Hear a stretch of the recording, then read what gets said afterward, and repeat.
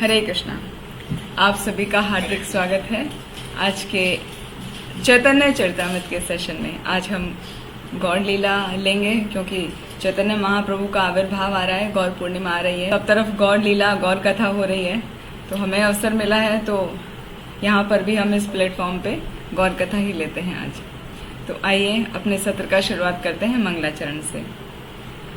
ओम अज्ञानतिमिरन्धस्य ज्ञानञ्जनाशलाकया चक्षुरुन्मिलितं येन तस्मै श्रीगुरवे नमः। श्रीचैतन्यमनोभीष्टं स्थापितं येन भूतले स्वयं रूप कदा मह्यं ददाति स्वपदान्तिकं। वन्देऽहं श्रीगुरो श्रीयुतपदकमलं श्रीगुरुं वैष्णवांश। श्रीरूपं साग्रजातं सहगण रघुनाथान्वितं तं सजीवं साद्वैतं सावधूतं परिजनसहितं कृष्णचैतन्यदेवं श्रीराधा कृष्णपादान् सहगण ललिता श्रीविशाखान्वितांश।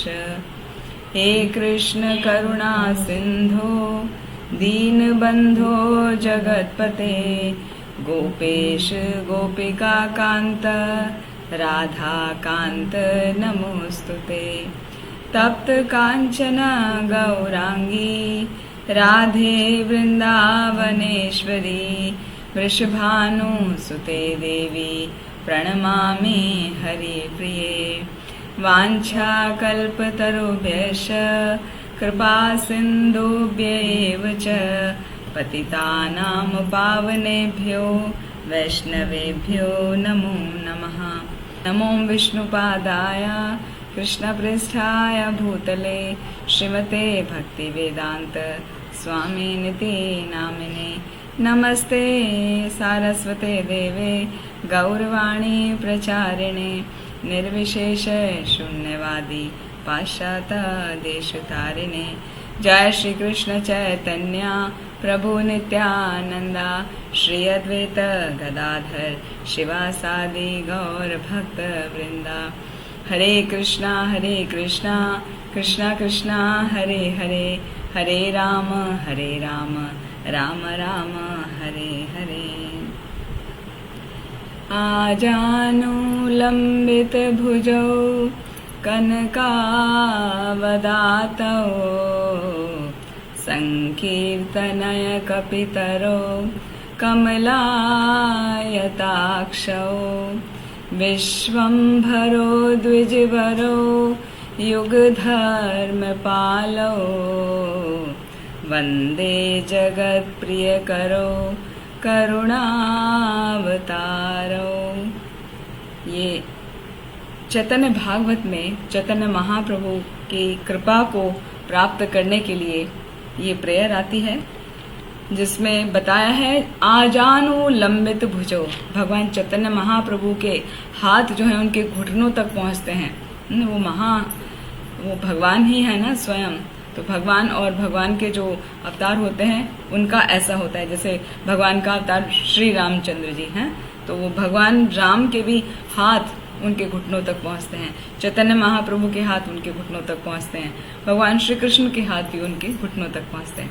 तो ऐसे भगवान जिनके हाथ घुटनों तक पहुंचते हैं, कनका अवदातो, जो उनका फेस है वो कैसा है, कनक गोल्डन के समान, गोल्डन मोल्टन गोल्ड येलो जो होता है उसके समान उनकी प्रकाश है, उनकी दीप्ति है, वो इस तरह से चमकते हैं। संकीर्तनय कपितरो, वो हरिनाम संकीर्तन को इन्वोक करने के लिए ही आए थे यहाँ पर, इस धराधाम पर वो प्रकट हुए, जिससे वो कांग्रीगेशनल चैंटिंग का प्रादुर्भाव कर सके, सबको हरिनाम संकीर्तन के बारे में बता सके और वो उनसे करवा सके, उनको प्रेम धन दे सके हरिनाम संकीर्तन का। कमला यताक्षो, वो भगवान को मैं प्रणाम करता हूँ जिनके आंखें कैसी हैं, लोटस पेटल जैसी हैं, कमल के जैसे पत्र होते हैं, पंखुड़ियां होती हैं, ऐसे उनकी आईज हैं। विश्वम्भरो, उनका बचपन का नाम विश्वम्भर है। और द्विजवरो, वो सभी द्विज में, सभी ब्राह्मणों में सबसे सर्वश्रेष्ठ हैं। युग धर्म पालो, वो युग के धर्म का पालन करने के लिए, और युग धर्म है हरिनाम संकीर्तन, उसको प्रदान करने के लिए, उसका पालन करवाने के लिए वो प्रकट हुए। वंदे जगत प्रिय करो, मैं उन चैतन्य महाप्रभु को प्रणाम करता हूँ या करती हूँ। हाँ, जगत प्रिय करो, वो सभी लिविंग एंटिटीज के मेंटेनर हैं। और कैसे हैं वो? मोस्ट मर्सीफुल हैं, करुणा अवतारो। तो वो जो मोस्ट मर्सीफुल लॉर्ड चैतन्य हैं, मैं उनको प्रणाम करता हूँ, जिससे उनकी कृपा को प्राप्त कर सके। और चैतन्य महाप्रभु की कृपा जब प्राप्त हो जाती है तो मूर्ख से मूर्ख व्यक्ति भी भगवान चैतन्य महाप्रभु के नाम के संकीर्तन को कर सकता है। उनके जो वो प्रेम धन उन्होंने दिया है, उन्होंने जो सिद्धांत दिए हैं भक्ति के, उन सिद्धांतों को आसानी से समझ सकता है मूर्ख से मूर्ख व्यक्ति भी, जिस पर भगवान की कृपा हो जाए, है ना। हम हर बार गाते हैं ना, मूकम करोति वाचालम पंगुम लंघयते गिरिम। भगवान की जिस पर कृपा हो जाए, वो मूक व्यक्ति, इसको मतलब बोलना नहीं आता है, वो बहुत ही एलोक्वेंट स्पीकर हो सकता है, बहुत सुंदर तरीके से बोल सकता है। पंगुम लंघयते गिरिम, जो कोई लंगड़ा है, लैम्ब है, वो ठीक से चल भी नहीं सकता, वो भगवान चैतन्य महाप्रभु की कृपा से पहाड़ भी लांघ सकता है। मूकम करोति वाचालम पंगुम लंघयते गिरिम यत् कृपा तम हम वंदे श्री गुरु दीन तारणम परमानंद माधवम। मैं उन परमानंद माधव जो चैतन्य महाप्रभु हैं, जो भगवान श्री कृष्ण स्वयं है, उनको प्रणाम करता हूँ। तो आज का जो विशेष सेशन है वो गौर कथा के ही ऊपर है। तो ये 2 प्रेयर इसलिए गाएं जिससे हम सभी चैतन्य महाप्रभु की कृपा को इन्वोक कर सकें, उसको प्राप्त करने के योग्य बन सकें, और जो सेशन है उसको अच्छे से समझ सकें और हम उसको अच्छे से बोल सकें। तो चैतन्य महाप्रभु की जय। जय जय श्री चैतन्य जय नित्यानंदा, जय अद्वैत चंद्र जय गौर भक्त वृंदा। जय जय श्री चैतन्य जय नित्यानंदा, जय अद्वैत चंद्र जय गौर भक्त वृंदा। ये कहकर हम सभी भगवान श्री चैतन्य महाप्रभु और उनके सभी पार्षद, नित्यानंद प्रभु, गौर गदाधर, श्रीवास आदि पंडित और अद्वैत आचार्य, इन सभी की कृपा हम चाहते हैं।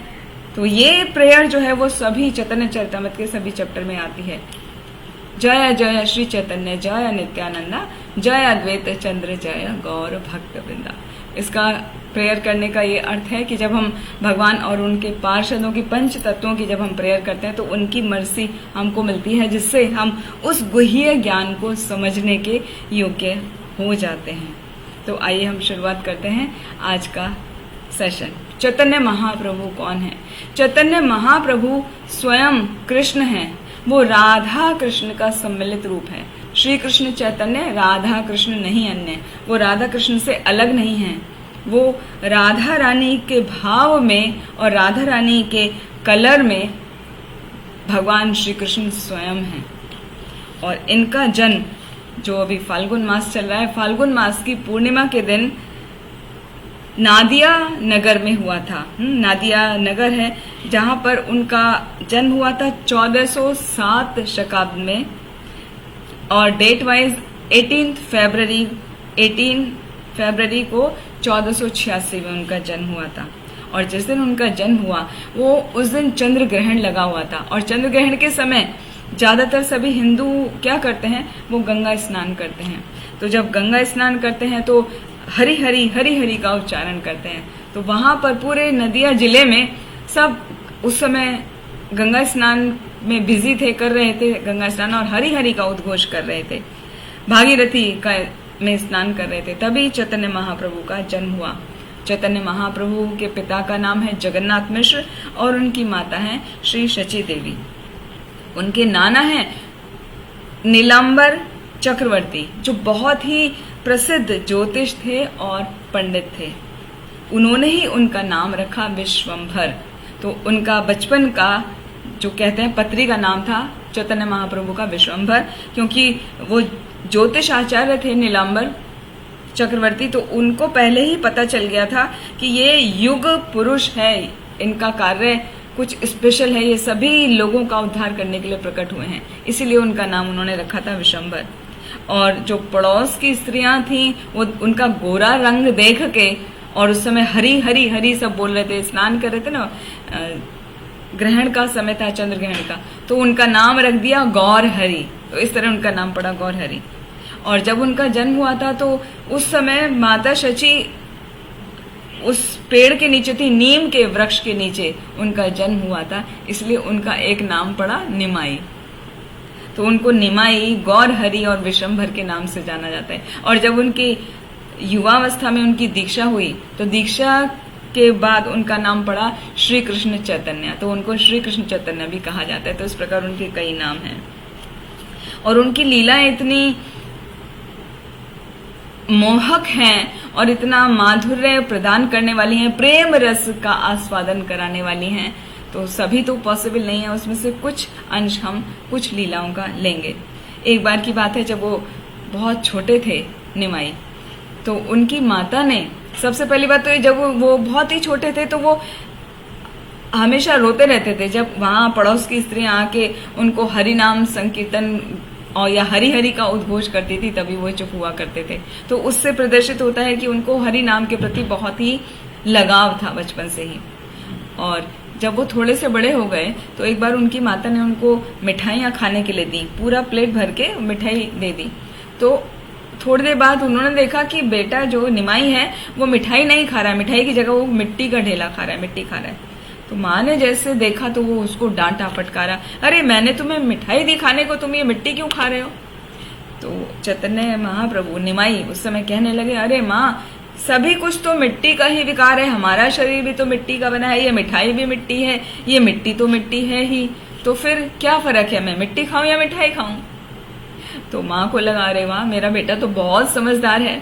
तो माँ भी भगवान की मदर है ना, तो वो क्या कम समझदार है। उन्होंने उनको समझाया कि बेटा सब कुछ मिट्टी ही है, लेकिन किसका क्या स्वरूप है वो हमें ग्रहण करना चाहिए, उसको स्वरूप के अनुसार, उसकी योग्यता के अनुसार।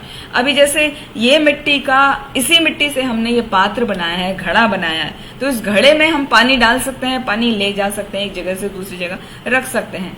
लेकिन साधारण मिट्टी ऐसी पड़ी है, उस मिट्टी में हमने पानी डाला तो क्या बन जाएगा? वो कीचड़ हो जाएगा, वो पानी उसमें रुकेगा नहीं और थोड़ी देर बाद वो पानी सूख जाएगा। तो पानी का संग्रह केवल घड़े में ही किया जा सकता है, सादा मिट्टी में पानी डालोगे तो पानी का संग्रह नहीं किया जा सकता। इसी प्रकार भले ही हर पदार्थ मिट्टी से आया है, तो ये मिठाई जो है खाने योग्य है, और मिट्टी ये खाने योग्य नहीं है, ये तुम्हारा पेट खराब कर देगी, तो तुम इसे मत खाओ। तो माँ का ऐसा तर्क सुन के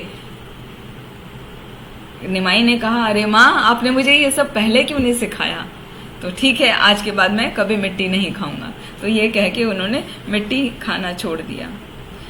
और एक बार की बात है, जब वो थोड़े से बड़े हुए, उनके घर में ब्राह्मण आते थे, वो तो खुद ब्राह्मण परिवार था, जगन्नाथ मिश्र और उनकी माता शची।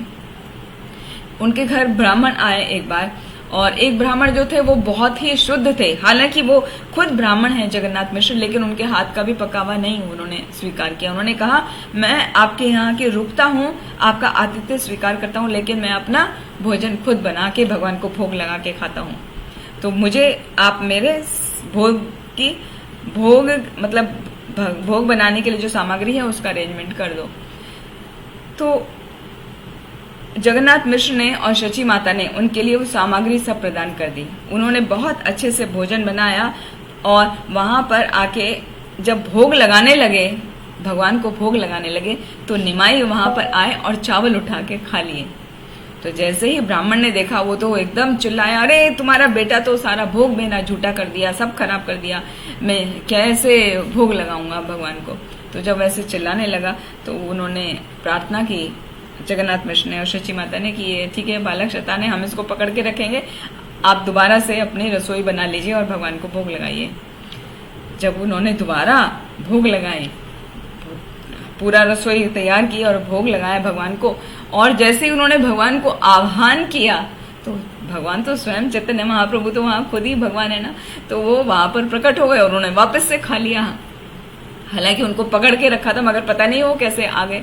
खा लिया तो वो परेशान हो गए कि अभी तो मैंने बनाया था, अभी मैंने दोबारा बनाया, बनाने में भी समय जाता है, तो अभी इतनी रात हो गई है, लेट नाइट हो गई है, तो मैं अब क्या करूं, इस बालक ने तुम्हारे परेशान करके रखा है, मैं अब यहाँ नहीं रुकूंगा, मैं चला जाऊंगा। वो नाराज हो गया ब्राह्मण।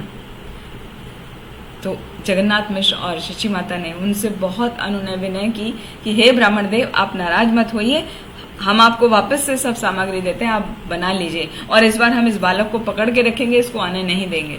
तब तक रात बहुत हो चुकी थी। ब्राह्मण ने सब कुछ बनाया और इतनी रात हो गई थी, ऑलमोस्ट मिडनाइट हो गई थी। वो जब ऑफर करने लगे तो मिडनाइट होने की वजह से सभी लोग तो सो चुके थे घर के, और जब ब्राह्मण ने भोग लगाने के लिए भगवान का आह्वान किया, निमाई वापस से प्रकट हो गए।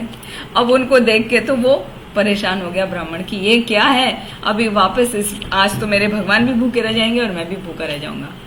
लेकिन उस समय उस परिस्थिति का लाभ उठा के कि सभी सो चुके हैं, कोई आसपास नहीं है, निमाई ने अपना रूप, असली मूल स्वरूप का दर्शन कराया ब्राह्मण को और उन्हें बताया कि अरे तुम जिस भगवान को बुला रहे हो, मैं वही तो भगवान हूँ, फिर तुम क्यों नाराज हो रहे हो।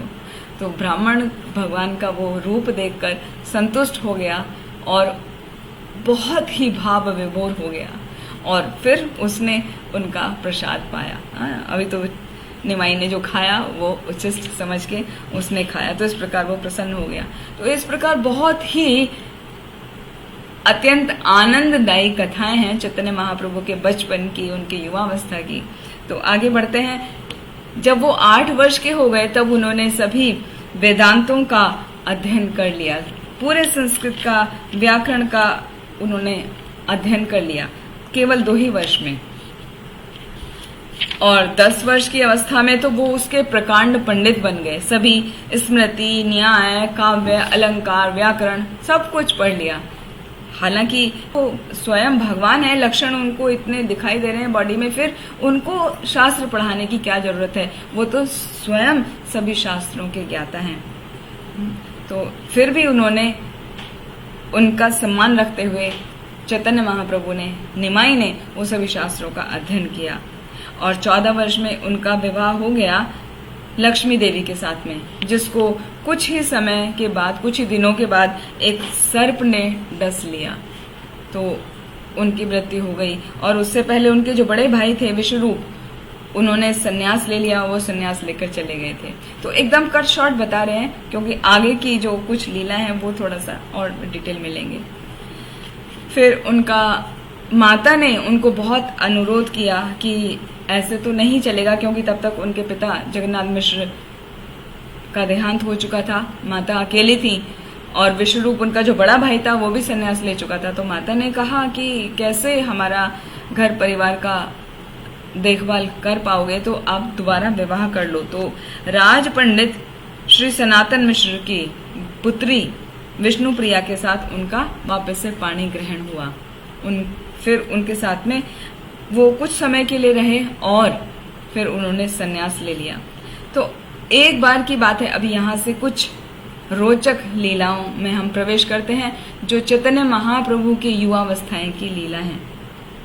तो एक बार की बात है, शची माता को भगवान चैतन्य महाप्रभु ने कृष्ण प्रेम देने से मना कर दिया था, जबकि कृष्ण प्रेम प्रदान करने के ही लिए वो आए थे और सभी को कृष्ण प्रेम प्रदान करते थे।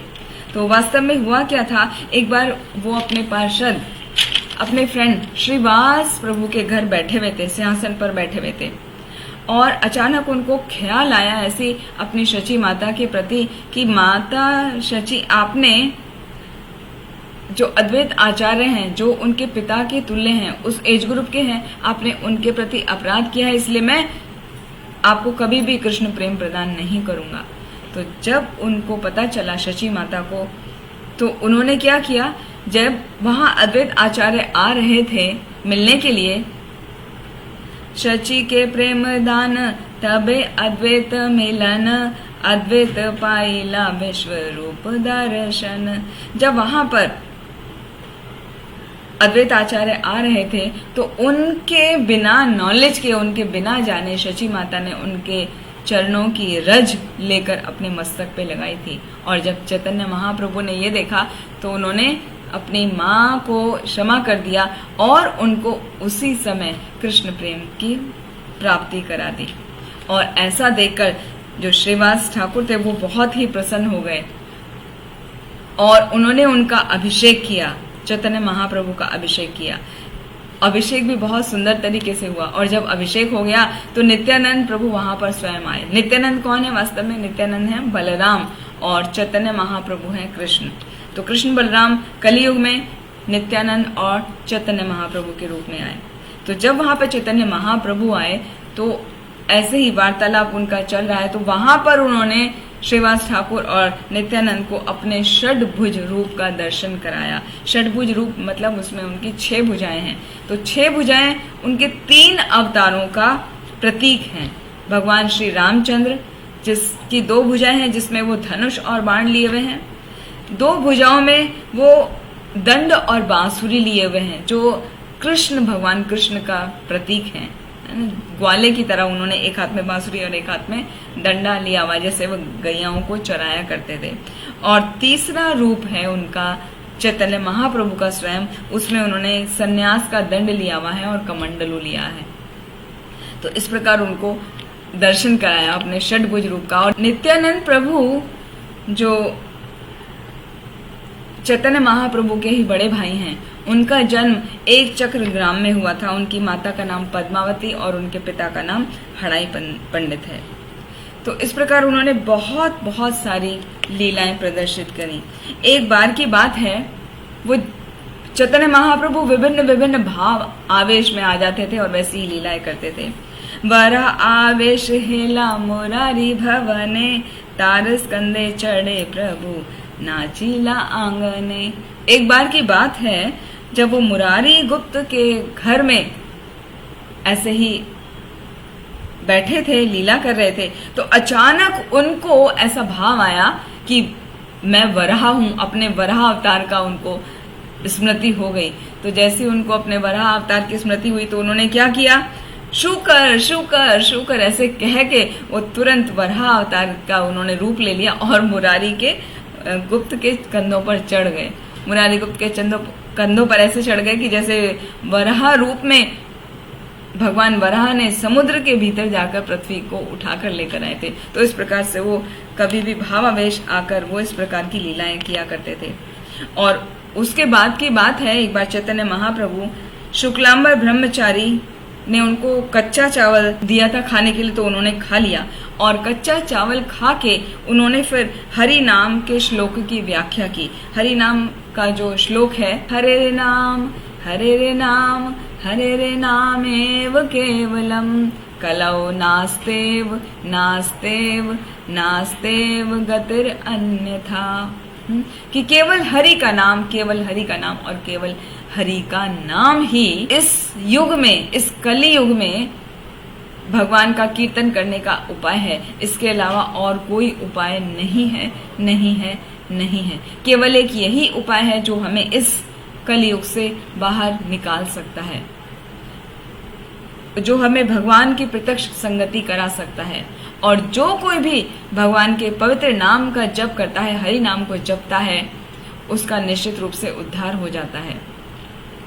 कली काले नाम रूपे कृष्ण अवतार, नाम है ते है सर्व जगत निस्तार, कि ये कलियुग का जो नाम है हरि नाम संकीर्तन, हरे कृष्ण महामंत्र, जो हमें चैतन्य महाप्रभु ने खुद दिया, वो स्वयं बता रहे हैं कि इस कलियुग में ये हरे कृष्ण महामंत्र का जप करने से सीधे हम भगवान की संगति को प्राप्त कर सकते हैं, क्योंकि उस समय भगवान हमारे टंग पे खुद नृत्य करते हैं, क्योंकि हरि नाम और हरि में कोई फर्क नहीं है। तो जो भी कोई इस हरि नाम को लेता है उसका निश्चित रूप से उद्धार हो जाता है। फिर उसके आगे बहुत डीप वो बता रहे हैं उतना कि केवल केवल है ना, हरे नाम एव केवलम। तो केवलम का अर्थ है कि वो जो हरि का नाम है वो सभी प्रकार के ज्ञान, योग, तपस्याएं, सकाम कर्म इन सब से परे होना चाहिए, ये शुद्ध होना चाहिए। ऐसा नहीं कि वो सबके साथ मिक्स है, तभी वो हरि नाम कार्य करता है। और जब हम हरि नाम जपते हैं तो किस प्रकार जपना चाहिए, बहुत ही विनम्र भाव से जपना चाहिए। जैसे कि इसी के हम ले रहे हैं चैप्टर 17 चैतन्य चरितामृत का, वहां से ही मुख्य लीलाओं का वर्णन ले रहे हैं। तो उसके 28वें 29वें इन श्लोकों में बताया गया है कि किस प्रकार हरि नाम लेना चाहिए। हरि नाम जब लिया जाता है तो बहुत ही सहिष्णु होकर लेना चाहिए, जैसे बहुत ही सहनशील भाव से लेना चाहिए। जैसे कि कोई वृक्ष को काटता है या वृक्ष को प्रहार करता है उस पर, फिर भी वृक्ष उसके प्रति किसी प्रकार का कोई बदला लेने की भावना नहीं करता या प्रतिरोध नहीं करता, या किसी से ये नहीं कहता कि मैं सूखा जा रहा हूं, मुझे पानी दे दो। तो वो भाव होना चाहिए। तृणाद अपि सुनी चेना तरोर अपि सहिष्णुना अमानीना मान देना कीर्तनया सदा हरि। तो हमेशा विनम्र भाव में रहकर ही भगवान के नाम का कीर्तन किया जा सकता है, अन्यथा नहीं। जब हम तृण के समान, तृणादपि सुनी चेना, सहनशील हो। तृण के समान मतलब है जैसे घास होती है, घास पर जब हम, घास खड़ी रहती है लेकिन जब हम उस पर पैर रखते हैं तो वो दब जाती है, और जब हम आगे चले जाते हैं वापस घास खड़ी हो जाती है। घास कभी किसी का विरोध नहीं करती है। तो इसी प्रकार हमें एक भक्त का स्वभाव होता है, वो किसी से कुछ मांगता नहीं, जो भी उसको मिलता है उसे स्वीकार करता है, और नहीं मिला तो वापस से वो अपना जैसा है वैसा ही रहता है। वो हर हाल में संतुष्ट रहता है, कभी किसी चीज की आशा नहीं करता। तो इस भाव से हमें हमेशा कीर्तन करना चाहिए। सदा नाम लैबे यथा लाभे ते संतोष, एते आचार करे भक्ति धर्म पोष। कि भगवान का नाम संकीर्तन करने का जो सिद्धांत है उसका हमें दृढ़ता से पालन करना चाहिए, और जो कुछ भी आसानी से मिल जाए उसी में प्रसन्न रहना चाहिए। तभी हमारी भक्ति का आचरण, भक्ति और भक्ति का आचरण सुदृढ़ बना रह सकता है। वरना हम विनम्र नहीं हैं तो वो भक्ति भी हमारी फिर सुदृढ़ नहीं हो पाती है। उद्धर्व बाहु करी कहो सुन, सर्व लोक नाम सूत्रे गाथी पर कंठे श्लोक। भगवान चैतन्य महाप्रभु खुद कह रहे हैं, ये जो तृणादपि सुनी चेना ये वाला श्लोक बताया ना, ये श्लोक के बारे में कह रहे हैं चैतन्य महाप्रभु कि मैं अपने हाथ उठाकर घोषणा करता हूं कि आप सभी कृपया करके इसको सुनिए और एक धागे में उसको पिरो लीजिए और अपने गले में पहन लीजिए, जैसे हम कंठी माला पहनते हैं ना, इस तरह तृणाद अपि सुनी चेना तरोरिव सहिष्णुना अमानीना मान देना कीर्तनया सदा हरि। हमें हमेशा तृण के समान सहनशील होना है और वृक्ष के समान सहिष्णु होना है, मतलब हर परिस्थिति को सहन करना है। तृणादपि सुनी चेना तरोरिव सहिष्णुना अमानीना मान देना। हमें दूसरे से मान की इच्छा नहीं करनी है, बल्कि मान देना, दूसरे को हमेशा मान देने के लिए तत्पर रहना चाहिए। जब हम इन 3 बातों का ध्यान रखते हैं तो हम भक्ति आसानी से कर पाते हैं। तो चैतन्य महाप्रभु यही कह रहे हैं कि मैं हाथ उठा के घोषणा करता हूं कि ये जो 3 नियम मैंने बताए हैं इसको इतने इम्पोर्टेंट है कि इनको अपने गले में ही धारण कर लो। जो हमारी कंठी माला 3 राउंड की होती है ना, उसका यही मतलब है कि आप हमेशा तृणादपि सुनी चेना रहें, तरोरपि एवं सहिष्णुना वृक्ष के समान सहिष्णु रहें, और अमानीना मान देना करते रहें। तभी हम हरि नाम का जप कर सकते हैं, अन्यथा वो हम नाम आभास और नाम अपराध वाली स्थिति से बाहर नहीं आ पाते। तो शुद्ध नाम करना है तो हमें भगवान के नामों को बहुत ही भाव के साथ में और पूर्ण समर्पण के साथ में विनम्र भाव होके लेना होता है। फिर आगे चैतन्य महाप्रभु बताते हैं, प्रभु आज्ञा कर ए श्लोकाचरण, अवश्य पाई बेतबे श्री कृष्ण चरण। जो कोई इन सिद्धांत का पालन करता है उसको जीवन का परम लक्ष्य श्री कृष्ण की प्राप्ति अवश्य ही होती है। अब इतना सब जब पूरा सिद्धांत बता लिया तो अब क्या हुआ, तबे प्रभु श्रीवासेर ग्रहे निरंतर, रात्रे संकीर्तन केल ए संवत्सर। तब चैतन्य महाप्रभु पूरे 1 वर्ष तक लगातार श्रीवास ठाकुर के ही घर में रुके। और घर पर ही हरे कृष्ण महामंत्र का सामूहिक कीर्तन वो नियमित रूप से चलाते रहे। उनके घर नहीं रुके, लेकिन 1 साल तक कंटिन्यूअस वो उनके घर पर आते और रात को वो कीर्तन किया करते थे। लेकिन कीर्तन करने में बहुत स्पेशल लीलाएं वो दिखाई उन्होंने क्या हैं। जब वो कीर्तन करते थे तो दरवाजे बंद कर लिया करते थे, जिससे जो हंसी उड़ाने वाले लोग हैं ना कि ये क्या फालतू में नाचते गाते रहते हैं, तो ऐसे जो अविश्वासी हैं वो लोग अंदर वहां प्रवेश ना कर सके और डिस्टर्ब ना करें। तो ऐसे में होता क्या था, जो अविश्वासी होते थे वो ईर्ष्या के कारण जेलस होती है ना, तो ऐसे जेलसी लोग भगवान चैतन्य महाप्रभु के समय पर भी थे। तो उनको वो ईर्ष्या से पूरे जल फूक के राख हो जाते थे। उन लोगों ने श्रीवास ठाकुर को कष्ट देने की योजना बनाई कि इनके घर पे रोज रोज कीर्तन होता है, ऊपर से दरवाजा बंद करके करते हैं, पता नहीं क्या करते हैं, हमें तो खाली शोर ही लगता है, डिस्टर्बेंस इतना होता है। तो उन सब लोगों ने मिलकर सोचा, जो अविश्वासी लोग थे, ईर्ष्यालु लोग थे, कि अब कैसे श्रीवास ठाकुर को हम कष्ट दें। तो क्या हुआ, एक दिन विप्र नाम गोपाल चापाल, पाषंडी प्रधान से दुर्मुख वाचाल, भवानी पूजार सब सामग्री लाना, रात्रे श्रीवासेर द्वारे स्थान लोपाना। कि एक बार की बात है, जब रात में कीर्तन चल रहा था तो श्रीवास ठाकुर के घर पे एक गोपाल चापल नाम का एक ब्राह्मण आया। वो ब्राह्मण क्या था, वो वास्तव में नास्तिक था, बोलने में बहुत ही अक्खड़ था, बहुत ज्यादा बोलता था, वाचाल था। तो उसने क्या किया, जलन के कारण ये दिखाने के लिए कि ये दिखावा करते हैं, वो हैं तो कृष्ण भक्त श्रीवास, लेकिन वो उसने क्या किया, गोपाल चापल ने ये दिखाने के लिए कि ये कोई कृष्ण भक्त नहीं है, ये तो पाखंडी हैं, तो देवी पूजा का सामान वो सब उसके घर के बाहर रख दिया। उसमें हल्दी, कुमकुम, नारियल, सिंदूर, चंदन और साथ में एक घड़ा शराब का भी रख दिया। ऐसा रख दिया जिससे दूसरों को देखने से ये लगे जैसे हमारे होम डिलीवरी होती है ना, उस टाइप से कि यहाँ रखा है, जिससे बाकी लोगों को देख के लगे कि अरे ये तो देवी का भक्त है। और जब सुबह को श्रीवास ठाकुर ने अपना घर का दरवाजा खोला और सारी सामग्री को देखा, तो वो तो देख के परेशान नहीं हुए, वो थोड़े से भौचक्के तो हुए। तो उन्होंने क्या किया, अड़ोस पड़ोस के जितने भी लोग थे उनको बुलाया और कहने लगे हंसते हंसते, नित्य रात्रि करे आमी भवानी पूजन, आमारा महिमा देख ब्राह्मण सज्जन। हे ब्राह्मणों, हे सज्जनों, जरा देखो, मैं रात को क्या करता हूँ, मैं दरवाजा बंद करके करता हूँ ना, मैं वास्तव में भवानी का पूजन करता हूँ। अब देखो, ऐसे करके बताने लगे। लेकिन बाकी सबको तो पता है ना कि वो क्या है, कि वो तो कोई देवी की पूजा नहीं करते हैं, वो तो कृष्ण भक्त हैं, वो तो हरि नाम करते हैं। तो वो सभी सज्जन कहने लगे, अरे ये क्या, ये किसकी हरकत है, किसकी करतूत है, किसने ऐसी बदमाशी करी है, कौन पापी है,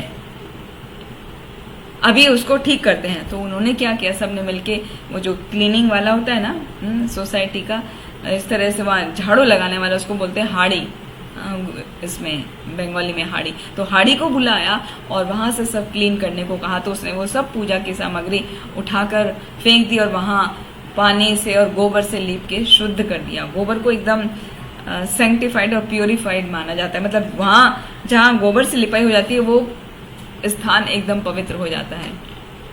तो वहां जब सफाई हो गई तो वो वापस से अपना कीर्तन चलने लगा। लेकिन गोपाल चापाल का क्या हुआ, 3 दिन रही से गोपाल चापाल, सर्वांगे हईले कुष्ठ बहे रक्त धार। केवल 3 ही दिन बीते थे इस घटना को कि उसने देवी का सामान रखा था श्रीवास ठाकुर के घर के बाहर।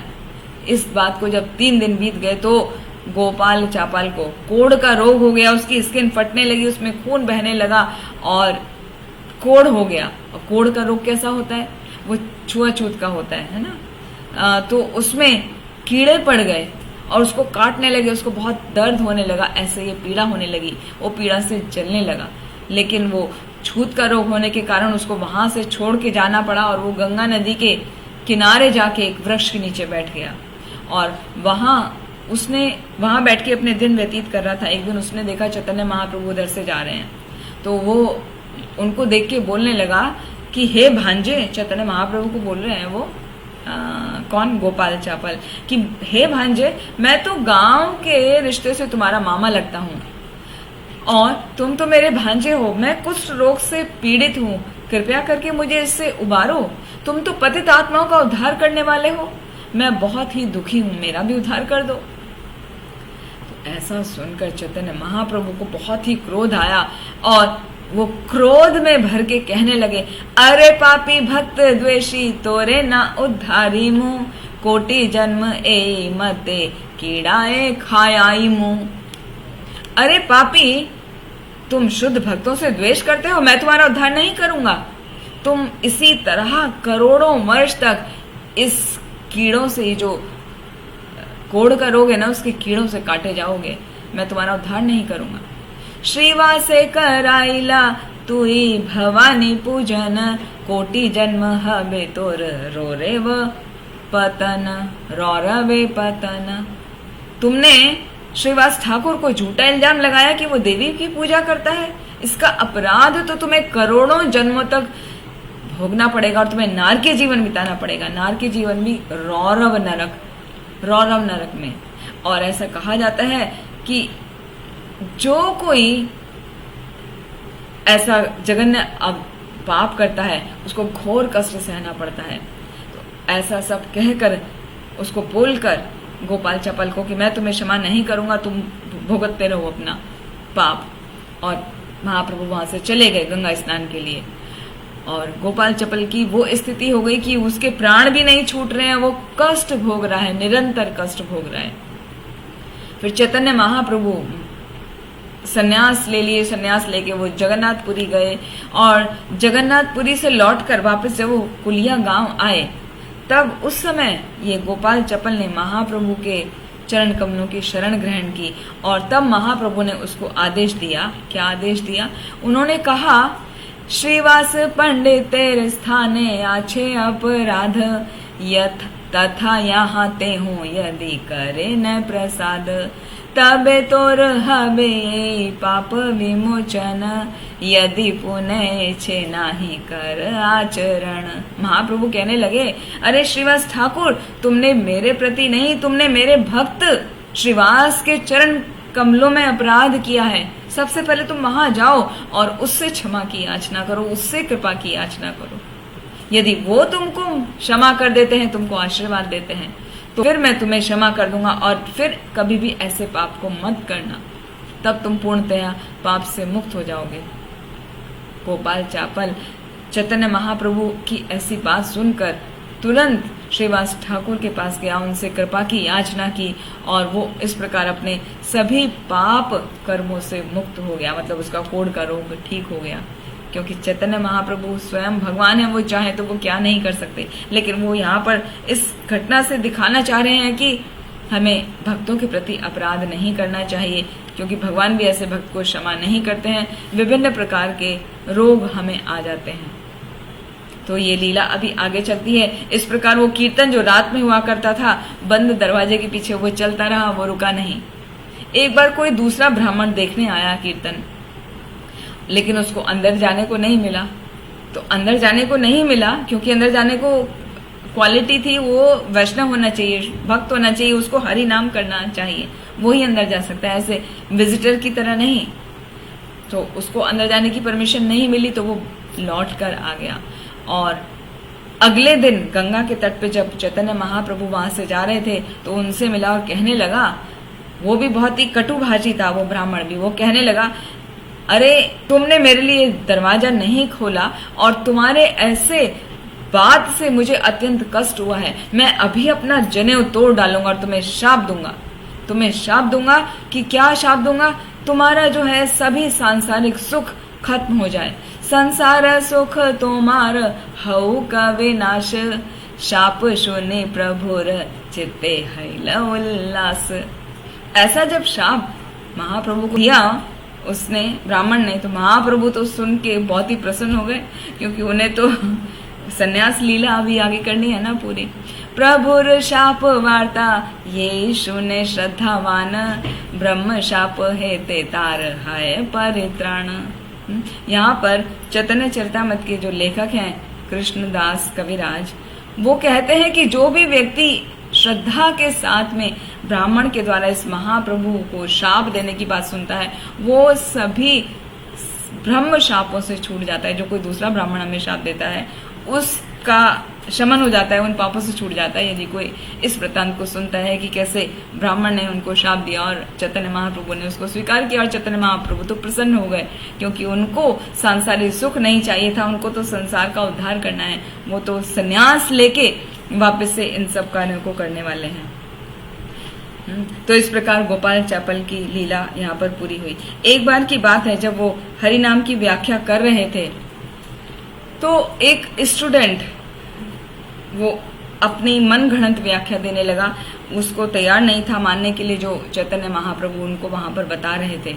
तो जब वो अपनी तरीके से व्याख्या देने लगा, तब वहां चैतन्य महाप्रभु ने बताया कि भगवान को कैसे प्रसन्न किया जा सकता है। भगवान को प्रसन्न करने का एक ही तरीका है, शुद्ध भक्ति के द्वारा। भगवान केवल शुद्ध भक्ति से ही प्रसन्न होते हैं। वो ना तो किसी प्रकार के योग से, ना किसी वैश्लेषिक अध्ययन से, ना सांख्य से, ना तपस्या से, ना दान से, ना संन्यास आदि से प्रसन्न होते हैं। वो तो केवल और केवल भक्ति से प्रसन्न होते हैं। ज्ञान कर्म योग धर्म न है कृष्ण वश, कृष्ण वश हेतु एक प्रेम भक्ति रस। केवल एक प्रेम भक्ति से ही भगवान श्री कृष्ण चैतन्य महाप्रभु प्रसन्न होते हैं, और कोई तरीका नहीं है। फिर एक दिन की बात है, सब लोग मिलकर जब कीर्तन करते थे तो एक दिन सब लोग थक गए और उनको भूख लगने लगी। उनकी थकान दूर करने के लिए चैतन्य महाप्रभु ने क्या किया, एक आम का बीज लिया और उसको ऐसे जमीन में फेंक दिया, रोप दिया, थोड़ा सा वहां खोद कर उसमें रोप दिया। और देखते ही देखते सब भक्त देख रहे हैं कि ये आम का बीज रोपा, इससे क्या होगा। वो देखते ही देखते वो स्प्राउट हुआ, अंकुरित हुआ, अंकुरित होकर छोटा पौधा हुआ, और देखते ही देखते विशाल वृक्ष बन गया, और उसमें बहुत सारे आम लग गए, 100 आम लग गए। वो इतना बड़ा हो गया तो चैतन्य महाप्रभु ने वो सब आम तोड़े और भगवान को भोग लगाए। फिर सबने खाए, और उस आम के वृक्ष से प्रति वर्ष सबने आम खाए। वो करीब 200 आम उनको वहां तुरंत प्राप्त हो गए।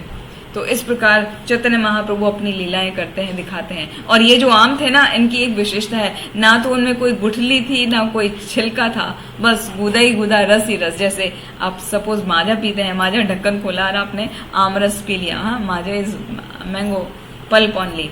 वो भी एडल्टरेटेड होता है, तो उसमें कुछ कुछ मिला होता है, पानी भी होता है।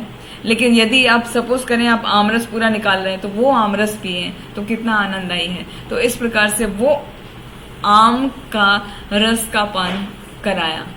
तो इस तरह से चैतन्य महाप्रभु अपने सभी भक्तों का ध्यान रखते थे।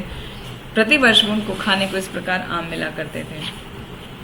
फिर एक बार की बात है, चैतन्य महाप्रभु जब संकीर्तन कर रहे थे तो शाम के समय बादल घिर आए।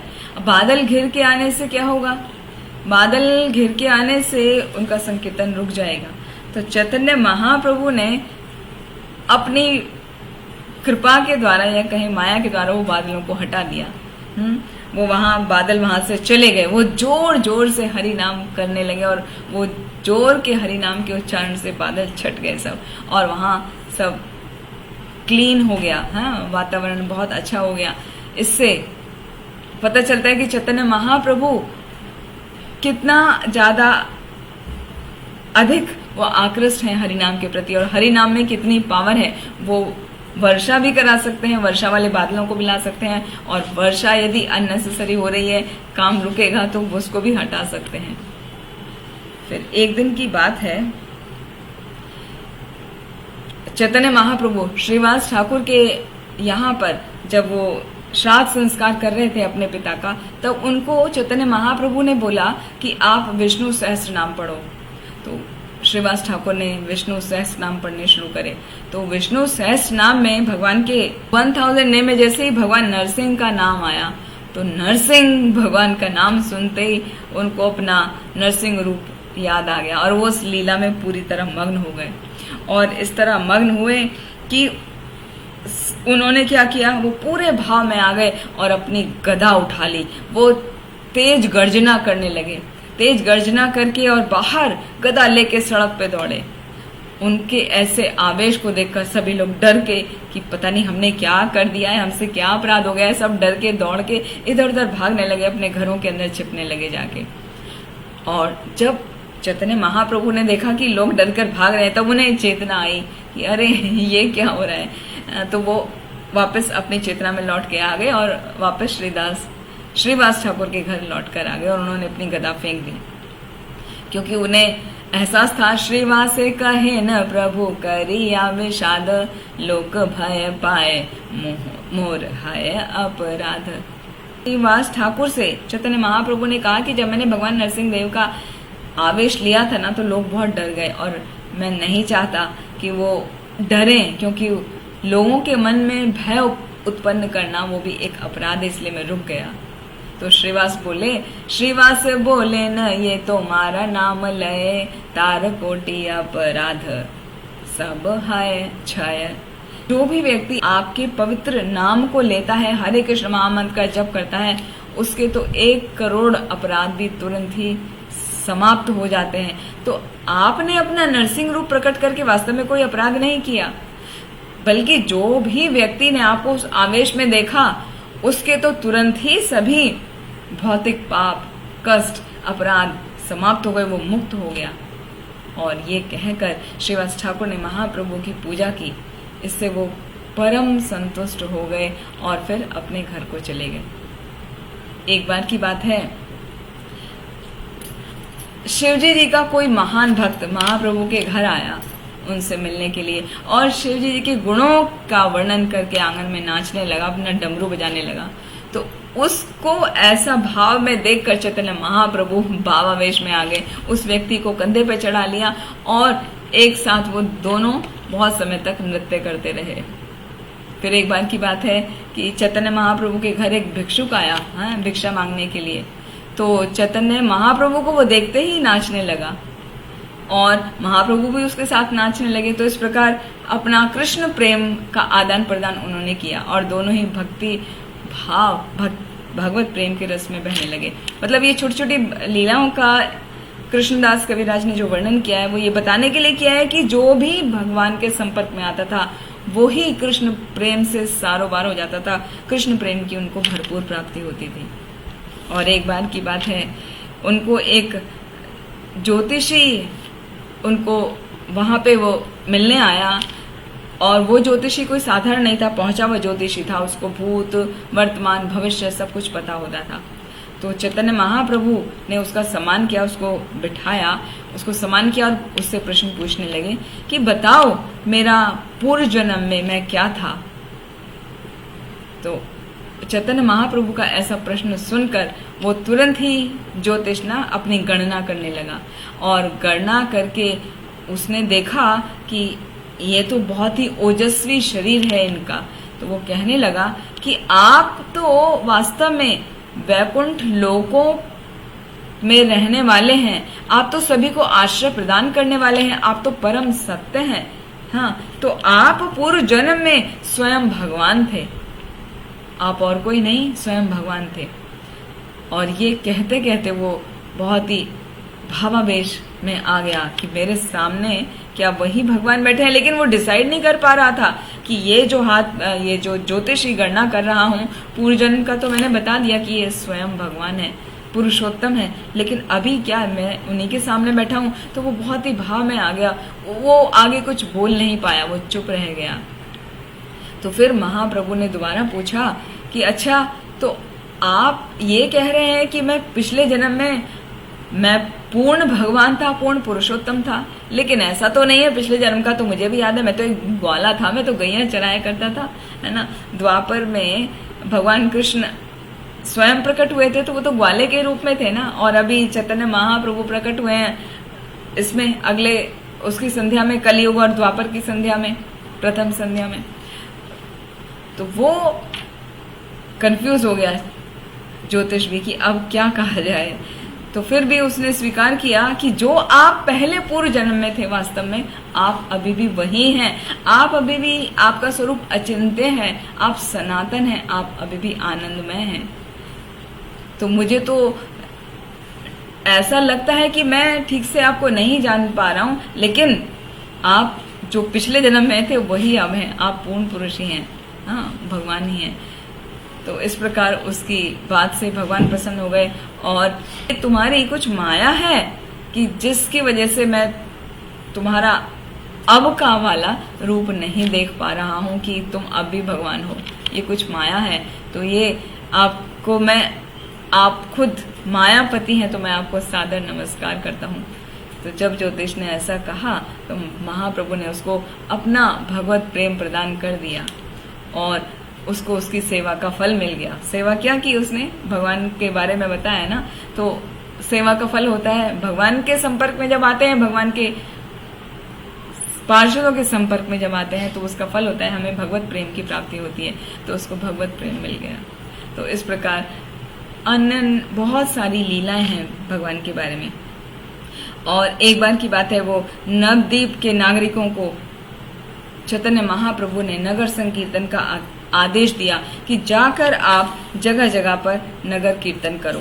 तो नगर कीर्तन करने के लिए जहां जहां भी देखें वहां पर क्या हो गया, सब तरफ हरि नाम की ध्वनि गूंज रही थी।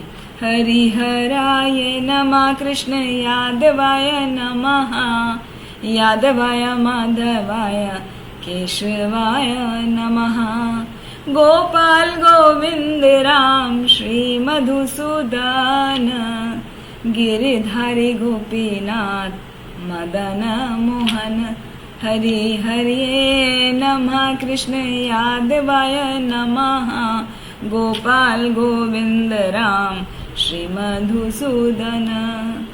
ये प्यार, इसको प्यार बोलते हैं, यहाँ पे श्लोक का नहीं कहा जाता है चैतन्य चरितामृत में। तो ये प्यार आता है चैतन्य चरितामृत के 17वें अध्याय आदि लीला में 122वें नंबर पे। हरिये नमः, कृष्ण यादवाय नमः, गोपाल गोविंद राम श्री मधुसूदन। कि आप सभी जाके ये पवित्र नाम जो भगवान के ही नाम है, हरि, कृष्ण, यादव, गोपाल, गोविंद, राम, मधुसूदन, इन नामों को लेकर आप कीर्तन करो। तो इस प्रकार जगह जगह कीर्तन होने लगा और उस कीर्तन की आवाज से पूरा नवद्वीप हरि हरि हरि हरि की आवाज से गूंज उठा। चारों तरफ मृदंग और करताल की ध्वनि सुनाई पड़ती थी और वो इतनी ज्यादा ध्वनि हो जाती थी कि और कोई आवाज आती ही नहीं थी। जैसे कभी शादी वगैरह में डेक चलाते ना तो इतना लाउड बजाते हैं ना कि आप मोबाइल पे किसी से बात भी नहीं कर सकते। किसी से आपको कुछ बात करनी है पर्सनली भी तो literally you have to shout, तब आप बात कर सकते हैं, अदरवाइज तो you can not hear any other sound if you are listening loud sound of DJ. तो वो वाली स्थिति थी पूरे नगर में, सब तरफ हरि हरि हरि हरि हरि हरे नमः, कृष्ण यादवाय नमः, बस भगवान के ही नाम सुनाई पड़ते थे। तो ऐसा तो नहीं कि वहां पे सभी हिंदू थे, वहां तो मुसलमान भी थे। तो सभी मुसलमान गए वहां के जो उनका लीडर था काजी के पास। काजी को जाके शिकायत करी, क्रोधे संध्या काले काजी एक घरे आयला, मृदंग भांगिया लोके कहिते लागिला। कि काजी को ये शिकायत करी कि देखो वो कैसे सारे में नगर संकीर्तन करते हैं और हमें कुछ सुनता ही नहीं, कुछ आवाज ही नहीं आती, जहां देखो वहीं हरि हरि हरि हरि की साउंड हो रही है।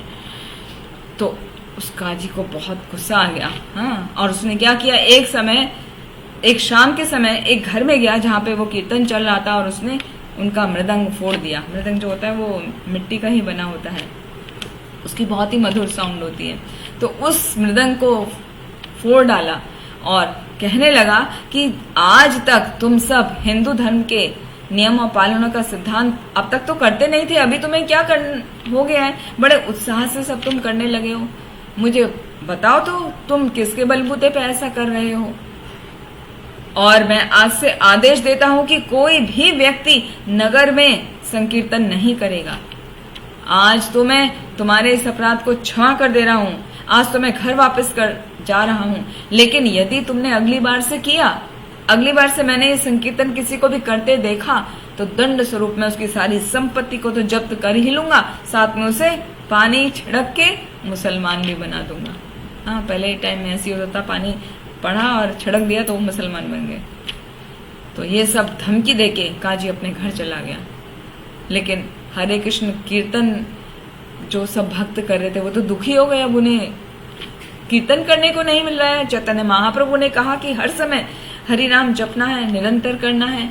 अब इसने तो काजी ने तो आके हमारा रोक दिया, तो वो बहुत परेशान हो गए, दुखी हो गए। तो वो दुखी हो गए अपने लीडर के पास गए, चैतन्य महाप्रभु के पास। चैतन्य महाप्रभु ने कहा, जाओ संकीर्तन करो, तुम डरो मत, मैं सब मुसलमानों को मार डालूंगा, ऐसा करके बोले। तो सभी नागरिक अपने अपने घर चले गए और संकीर्तन करने लगे। लेकिन उन्हें चिंता रहती थी कि काजी ने ऐसा बोला है, कहीं आके हमें परेशान तो नहीं करेगा। चैतन्य महाप्रभु ने तो उनको बोल ही दिया था कि आप संकीर्तन करो। तो चैतन्य महाप्रभु की बात को ध्यान में रखते हुए उन्होंने उसकी चिंता इतना नहीं की, छोड़ दिया कि ठीक है, उसने जो बोला है देखा जाएगा, जब होगा देखा जाएगा, अभी तो हमारे महाप्रभु ने जो बोला है हम वही करेंगे। तो उन्होंने जगह जगह नगरों को सजाया सुंदर से, और एक शाम की बात है, वो सभी घर घर में से मशाल लेकर आए और भगवान चैतन्य महाप्रभु ने बोला कि संध्या समय घर घर में मशाल जलाओ और हरि नाम निकालो, मैं सबकी रक्षा करूंगा, मैं देखता हूं कौन काजी है, कौन तुम्हें कीर्तन करने से रोकता है। एते कही संध्या काले चाले गौर राया, कीर्तन रे केले प्रभु तीन संप्रदाय। एक बार शाम के समय गौर सुंदर यानी चैतन्य महाप्रभु बाहर गए और कीर्तन करने के लिए जब बाहर गए तो उन्होंने 3 मंडलियां बना ली। जो मंडली है, जो इसमें वर्णन किया गया है, कृष्णदास कविराज ने जो वर्णन किया है, एक एक मंडली में चैतन्य महाप्रभु के 21 व्यक्ति हुआ करते थे। 4 लोग मृदंग बजाते थे, एक गायक होता था और 16 जन करताल बजाया करते थे। तो इस प्रकार उन्होंने 3 मंडली बनाई। पहली मंडली में तो सबसे आगे हरिदास ठाकुर नाचते थे, बीच वाली मंडली में अद्वैत आचार्य रहते थे, और जो पीछे वाली मंडली थी उसमें खुद चैतन्य महाप्रभु रहते थे, और चैतन्य महाप्रभु के साथ साथ में नित्यानंद प्रभु रहा करते थे। वृंदावन दास इहा चैतन्य मंगले, विस्तारी वर्णिया छेन प्रभु कृपा बाले। तो महाप्रभु की कृपा से श्रील वृंदावन दास ठाकुर ने इस घटना का विवरण जो है चैतन्य मंगल में, जो अभी चैतन्य भागवत के नाम से जाना जाता है, उसमें और डिटेल में किया है। तो इस प्रकार वो तीनों मंडली निकल पड़ी, गली गली कूचे कूचे में वो परिक्रमा करते हुए काजी के दरवाजे पे जा पहुंचे, क्योंकि उसका विरोध करना है ना, क्योंकि सभी डरे हुए थे, कर तो रहे थे कीर्तन, लेकिन डरे हुए थे कि काजी कहीं आके परेशान ना करे। तो चैतन्य महाप्रभु ने कहा हम सभी मिलके चलते हैं। तो 3 टोली बना के, मंडली बना के वो गए। जब काजी के दरवाजे पे पहुंचे तो सारे लोग तेज आवाज में महाप्रभु का संरक्षण मिला हुआ था ना उनको, तो अभी काजी से डरवड़ नहीं रहे थे, वो तेज से चिल्लाने लगे, अरे काजी बाहर आओ, कीर्तन रे ध्वनि ते काजी लुकाए ले, घरे तर्जन गर्जन सुनी नहाए बाहिरे। जब उनकी ऐसी क्रोध भरी ध्वनि सुनी, काजी बाहर आओ, काजी बाहर आओ, उनकी ध्वनि को सुनकर काजी डर गया और अपने कमरे में छिप गया। उसने अपने आप को अंदर से बंद कर लिया, क्योंकि उसे दिख रहा है इतने लोग आए हैं, सब लोग मशाल लेकर और कीर्तन कर रहे हैं। तो इस प्रकार वो डर के अंदर बैठ गया और कुछ कुछ अपने आप बोलने लगा कि बाहर कैसे आऊं, ये होगा। लेकिन स्वाभाविक रूप से लोग तो बहुत उत्तेजित हो ही गए थे। उन्होंने क्या किया, काजी नहीं आया तो काजी के बगीचे में घुस गए, उसके सारे फूल और फल के जो भी बगीचे थे वो सब तहस नहस कर दिए, तोड़ दिए। अभी जब काजी खुद नहीं आ रहा है तो महाप्रभु खुद काजी के घर पहुंच गए। वो तो तीसरी मंडली में थे ना, 1 2 3 थर्ड में, तो थर्ड वाली मंडली के अभी जब चैतन्य महाप्रभु वहां पहुंचे तो उसके दरवाजे पे बैठ गए, और उन्होंने खुद नहीं गए अंदर, उन्होंने जो उनके प्रतिष्ठित व्यक्ति थे बड़े बड़े, उनको भेजा कि जाके काजी को आदर से बुला कर लेकर आओ। तो जब प्रतिष्ठित व्यक्तियों को देखा तो काजी आया सर झुका के, और महाप्रभु का उसने सम्मान किया, और उसे बैठने के लिए महाप्रभु ने आसन दिया कि ठीक है अभी बैठो। महाप्रभु ने बुलाया ना, है महाप्रभु उसी के घर में बैठे लेकिन महाप्रभु उसका सम्मान कर रहे, तो महाप्रभु धीरे से उसको प्रेम पूर्वक कहने लगे, अरे भाई, हे महोदय, मैं आपके घर तो अतिथि के रूप में आया, लेकिन आप है कि मुझे देख के आप तो कमरे में छिप गए, आपने अपने आप को अंदर से बंद कर लिया, ये कौन सा शिष्टाचार है। काजी बोलने लगा कि आप मेरे घर बहुत ही गुस्से से आए, बहुत ही क्रोधित होकर आए, तो आपको शांत करने के लिए मैं तुरंत आपके सामने नहीं आ पाया, लेकिन अभी आप शांत हो गए हैं ना, अभी आप क्रोध में नहीं हैं, तो मैं आपके सामने आ गया हूँ। और ये तो मेरा बड़ा अहोभाग्य है कि महान अतिथि का मैं स्वागत कर रहा हूँ, आप मेरे घर आए हैं। और आपको पता है, गांव के नाते आपके जो नाना है नीलांबर चक्रवर्ती ठाकुर, वो तो मेरे चाचा लगते थे, तो वास्तव में उस हिसाब से तो ये जो शारीरिक संबंध होता है ना, ऐसे गांव वाले संबंध ये ज्यादा सुदृढ़ होता है, ऐसा कहा उसने। नीलांबर चक्रवर्ती तुम्हारे नाना है, तो उस हिसाब से तो आप मेरे भांजे हो गए। भागीनार क्रोध मामा अवश्य सहाय, मातुलेर अपराध भागीना न लय। कि जब भांजा नाराज होता है तो मामा सहता है, और जब मामा कोई अपराध करता है तो भांजा उस पर ध्यान नहीं देता।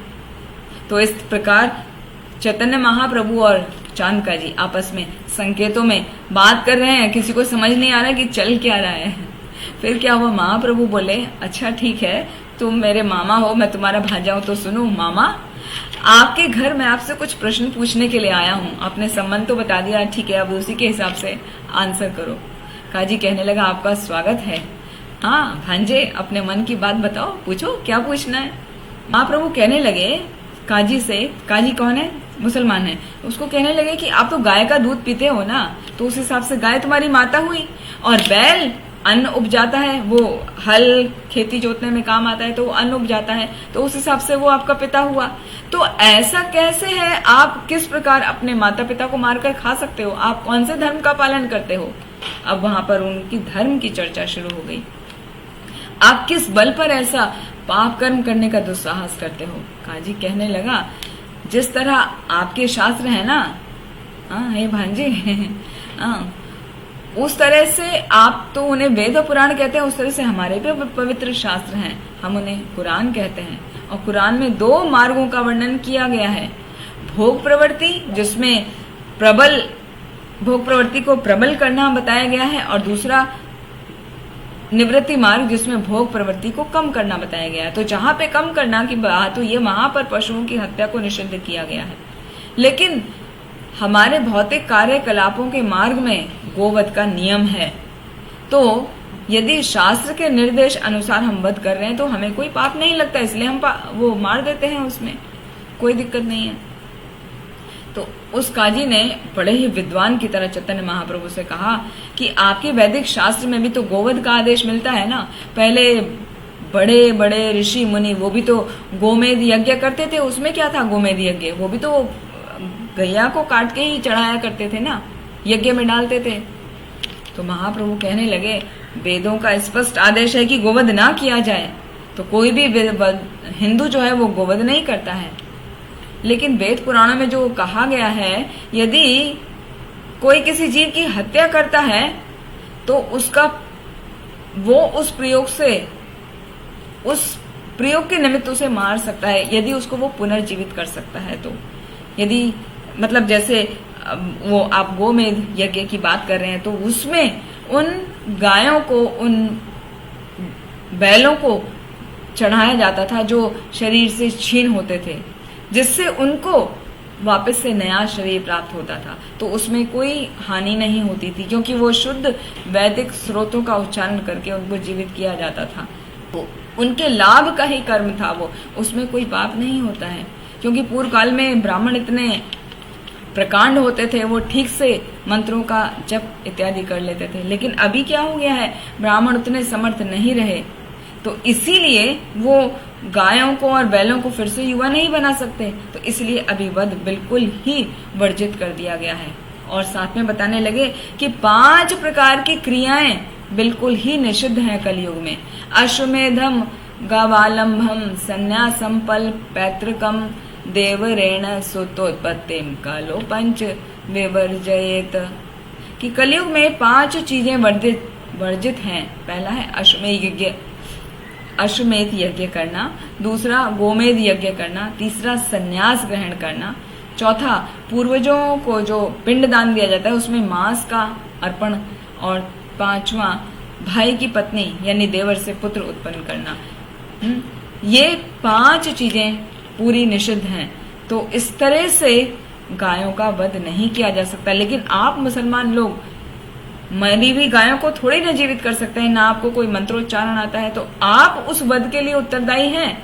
आपको वो वध करने के लिए आपको नरक मिलेगा, और आपके मोक्ष की तो कोई मार्ग है ही नहीं।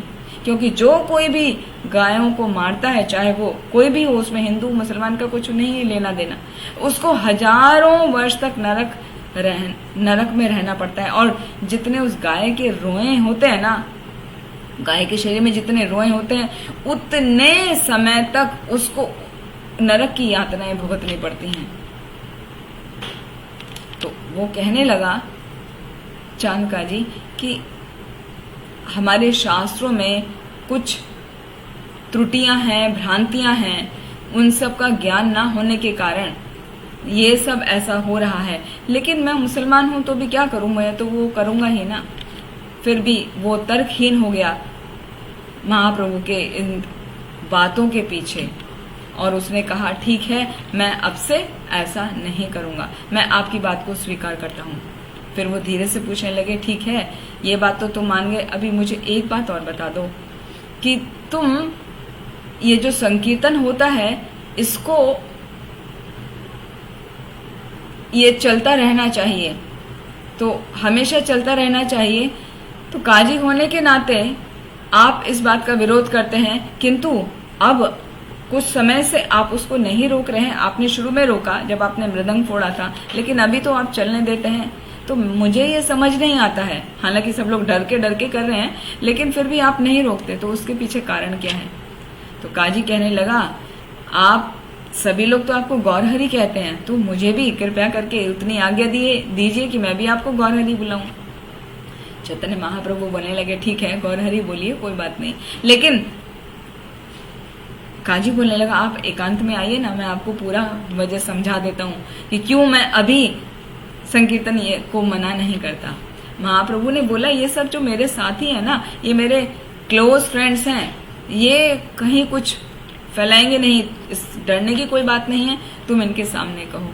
काजी कहे यबे आमी हिंदू रे घर गिया, कीर्तन करिलू मना मृदंग भांगिया, से रात्रे एक सिंह महाभयंकर, नर देह सिंह मुख गर्जय विस्तर। काजी कहने लगा, एक बार मैं एक हिंदू के घर गया था और मैंने उसका मृदंग फोड़ दिया, संकीर्तन करने की मनाही कर दी। उसी रात क्या हुआ, सपने में एक भयानक गर्जना करते हुए सिंह दिखा। उसका शरीर तो मनुष्य जैसा था, लेकिन मुख कैसा था, उसका सिंह जैसा था। और जब मैं सो रहा था तो वो मेरी छाती पे कूद पड़ा और अपने दांतों को कटकटा रहा था, और उसने अपने नाखूनों से क्या किया, मेरा छाती पे निशान बना दिए। हाँ, और वो कहने लगा वो गर्जन के साथ में कि तुमने मृदंग फोड़ा है ना, मृदंग तोड़ा है तो मैं तुम्हारी छाती को फाड़ दूंगा, तुमने मृदंग को फाड़ा, मैं तुम्हारी छाती को फाड़ दूंगा, और तुमने मेरे संकीर्तन पे प्रतिबंध लगाया है, इसलिए मैं तुम्हारा पूरा विनाश कर दूंगा। और मैं डर गया, मैंने डर के मारी अपनी आंखें बंद करने लगी, मैं कांपने लगा। तो मुझे डरावा देखकर सिंह बोला, मैं तुम्हें सबक सिखाने के लिए ही आया था, अब तुम डर रहे हो तो मैं अब शांत हो जाता हूँ, बस तुम अभी संकीर्तन को रोकना नहीं। तो उस दिन के बाद से मैंने ये संकीर्तन नहीं रोका, क्योंकि मुझे उस सिंह ने बोला था कि यदि तुम फिर से ऐसा कार्य नहीं करोगे तो मैं तुम्हें किसी प्रकार का कोई हानि नहीं पहुंचाऊंगा, नहीं तो वापस से तुम्हें आके फाड़ दूंगा और तुम्हारे सारे परिवार को, सभी यवनों को मार दूंगा। तो ऐसा कह के वो सिंह ने क्या हुआ, हृदय पर उसके निशान बना दिए, काजी के हृदय पर, और वो अपना छाती, अपना कुर्ता खोल के चैतन्य महाप्रभु को दिखाने लगा काजी कि देखो मेरे हृदय पे अभी भी वो सिंह के पंजों के निशान हैं। और काजी ने कहा कि मैंने इस बात की घटना, इस घटना का जिक्र किसी से नहीं किया। लेकिन एक दिन क्या हुआ, मेरा एक सेवक पियादा बोलते हैं बंगाली में सेवक को, वो पियादा मुझे मिलने आया। तो वो कहने लगा कि मैंने एक बार संकीर्तन रोकने की कोशिश करी थी, तो मेरे पास आग की लपटें आई और आग की लपटों से मेरी दाढ़ी जल गई, मेरे गालों पे फफोले पड़ गए। तो तब से वो नहीं करता। और उसने ही नहीं, 2-3 और लोगों ने आके यही बोला। तो मैंने सबको कहा कि भाई संकीर्तन मत रोको, उन्हें करने दो। तो यही वजह है मैंने संकीर्तन नहीं रोका। तो अभी सब आराम से संकीर्तन कर रहे हैं, जिससे हिंदू धर्म असीम रूप से बढ़ गया है, क्योंकि हरि हरि हरि हरि का उच्चारण हर तरफ होता है, हर तरफ सुनाई देता है। एक यवन कहने लगा कि हिंदू कृष्ण कृष्ण कहते हैं और वो हंसते हैं, रोते हैं, नाचते हैं, कीर्तन करते हैं, धूली में लौटते हैं। तो वो विभिन्न प्रकार से हरि हरि कहकर कोलाहल मचाते हैं। और यदि राजा भी इसे सुन ले तो निश्चय ही आपको दंड देगा। तो मैं ये जानता हूं ये हिंदू स्वभाव के कारण हरि हरि का उच्चारण कर रहे हैं, लेकिन हरि नाम वो इसलिए लेते हैं क्योंकि ये भगवान का नाम है। तो किंतु तुम लोग मांस भक्षी हो, मुसलमान हो, यदि तुम भी हरि का नाम लोगे तो तुम भी कृष्ण के दास कहलाओगे। हाँ, इसमें कोई बुराई नहीं है, क्योंकि वो भगवान का नाम है। तो उनमें से कुछ हरिदास कहलाते हैं और कुछ रामदास कहलाते हैं। तो वो सदैव हरि हरि का उच्चारण करते हैं। तो इस तरह मैंने सोच लिया कि ये किसी के घर से धन चुराएंगे। धन क्या? ये हरि नाम का। तभी से मेरी जीभ लगातार हरि हरि ध्वनि का उच्चारण कर रही है। मेरी इच्छा नहीं भी होती तो भी मेरी जीभ अपने आप हरि हरि हरि हरि कहती ही रहती है। तो इस प्रकार पूरा ये वर्णन आया कि जो चांद काजी है वो हरि नाम संकीर्तन रोकने की बात कर रहा था, और वो अभी इस तरह परिवर्तित हो गया कि अब वो भी हर समय हरि नाम का जप कर रहा है। उसका हृदय भी परिवर्तित हो गया और उसने कभी किसी को रोका नहीं। तो इस प्रकार यहाँ पे ये जो इनकी कथा आई है चैतन्य महाप्रभु की और चांद काजी की, तो इसका वर्णन आता है लास्ट में। कृष्णदास कविराज कहते हैं कि जो इस वर्णन को सुनता है वो सभी प्रकार के जो अपराध हैं उसके क्षमा हो जाते हैं। तो यदि हम किसी भी प्रकार के किसी के प्रति भी, किसी वैष्णव के प्रति भी अपराध कर देते हैं, उसका भी क्षमन हो जाता है यदि हम ये चांद काजी की लीला को सुनते हैं। और केवल यही लीला ही नहीं, भगवान चैतन्य महाप्रभु की हम जितनी भी लीलाओं को सुनते हैं, बार बार सुनते हैं, तो हमें कृष्ण प्रेम की प्राप्ति होती है। क्योंकि कृष्ण प्रेम प्रदान करने के लिए ही चैतन्य महाप्रभु आए हैं। वही प्रेम के आगार हैं, समुद्र हैं, आगार मतलब समुद्र हैं, वही हमें कृष्ण प्रेम बांटने के लिए यहाँ पर आए। तो आप सभी को गौर पूर्णिमा की हार्दिक शुभकामनाएं, और सभी निरंतर भगवान चैतन्य महाप्रभु के नाम का स्मरण करते रहिए, उनकी प्रार्थनाएं करते रहिए, उनके अभिषेक का आनंद लीजिए, और जितना ज्यादा से ज्यादा हो सके हरि नाम का जप करते रहिए और अपने जीवन को सफल बनाइए। आप सभी का बहुत बहुत धन्यवाद। ग्रंथराज चैतन्य चरितामृत की जय। श्रील प्रभुपाद की जय। निताई गौर हरि प्रेमानंदी। हरि हरि।